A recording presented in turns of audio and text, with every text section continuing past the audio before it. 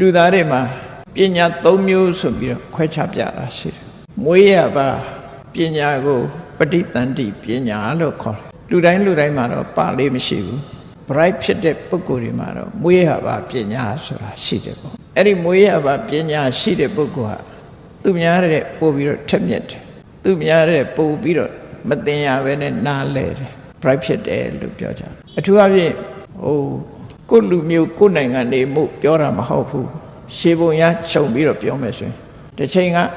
နိုင်ငံတကာမှာအတန်လွှင့်ရုံတစ်ခုကအင်တာဗျူးလုပ်တဲ့အခါမှာပြောသွားတာလေမှတ်မထင်ကြလဲရတာရှိတယ်အာရှသားတွေနဲ့တွဲပြီးတော့အလုံးလုံးဖူးတဲ့ပုဂ္ဂိုလ်တယောက်ကဝန်ခံပြောကြားသွားတာပါတော့ဆိုအာရှနိုင်ငံနေတယ်မယ်တဲ့သူပွင့်ပွင့်လင်းလင်းပြောရရင်သူတွဲလုပ်တဲ့ထဲမှာဗမာပြည်ကလူတွေက bright ဖြစ်တယ်လို့ပြောတာဒါသူများအတိမတ်ပြုတဲ့စကားတစ်ခုပေါ့နော်သူနဲ့တွဲလုပ်တဲ့ပုဂ္ဂိုလ်တွေကပညာစွမ်းအားထက်မြက်တဲ့ပုဂ္ဂိုလ်တွေလည်းဖြစ်တယ်ပြောမယ်ဆိုရင်တော့လည်းဖြစ်တော့ဖြစ်တယ်ဘာကြောင့်လဲဆိုရင်ကမ္ဘာကုလသမဂ္ဂမှာကုလသမဂ္ဂအတွင်းမှုချုပ်လုပ်သွားတာရှိတဲ့ထဲမှာမြန်မာနိုင်ငံကတူပါဝင်သွားတယ်ဥတ္တန်ဆိုတဲ့ထူးချွန်တဲ့ပုဂ္ဂိုလ်တူပါဒါတမန်အားဖြင့်ဒီလိုကမ္ဘာအသင်းအဖွဲ့ United Nation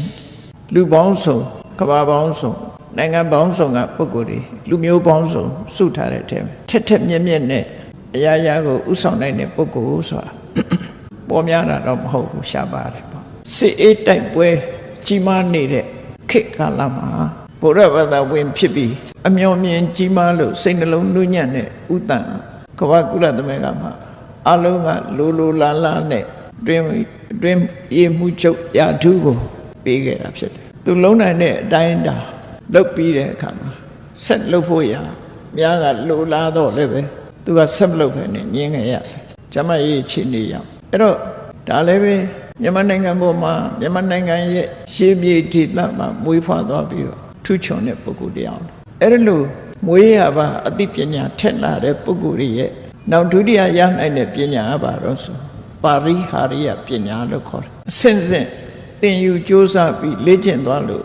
ထက်မြက်လာတဲ့ပညာဒုတိယပညာမျိုးစားပါရိဟာရိယဆိုတာတစားနဲ့တစားအခုလိုတက္ကသိုလ်တွေမှာတက်ပြီးတော့ပညာတွေစီးပွားထုတ်တယ်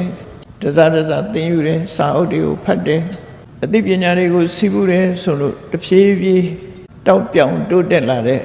ပညာအားကိုတော့ပါရိဟာရိယပညာလို့ခေါ်တယ်။တမန်အဖြစ်ပြောမယ်ဆိုလို့ရှိရင်ပဋိသန္တိပညာနဲ့ပါရိဟာရိယပညာလို့